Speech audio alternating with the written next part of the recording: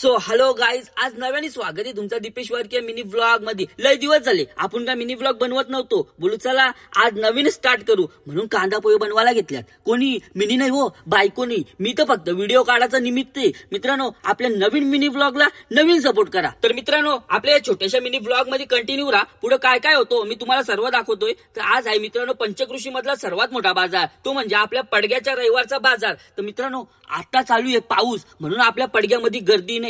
पण तुम्हाला एक सांगतो, पडग्यामध्ये गर्दी असो का नसो, संतोष वारकेकडे नक्कीच गर्दी असते. कारण की संतोष वारकेकडे क्वालिटी ना क्वांटिटी एक नंबर भेटते. चला आता आलोय पेरू घ्यावाला. पेरू घेतलं ना भाई लगेच निघलो. मग काय सफरचंद पण घेतलं, कारण की वाटेला मला दिसल्या होत्या संत्र्या. मग संत्र्या का सोडतो, संत्र्या पण घेतल्या ना लगेच आपल्या घरच्या रस्त्याला निघलो. कारण की पैसेच कपलं ना. गाईज घरा पोचलो, बघता होतं काय बायको कामा करते, चिकन साफ करते. करतो ते करू दे, लय लग्न करायची हाऊस होती ना. आता माझ मोरल बाबो ऐकला का काय, बायकोनी जवळ बोलून घेतला. तिच्या डोक्यावाल्या मायेने हात फिरवला तर माझ्या डोळ्यातून अश्रू निघायला लागले. का तर बायको कामा करते, मला बघवला नाही म्हणून तिच्या हातातून मी चम्मच घेतला ना भाजी करायला लागलो. ऍक्टिंग नाही, नो बायको इज हेल्प.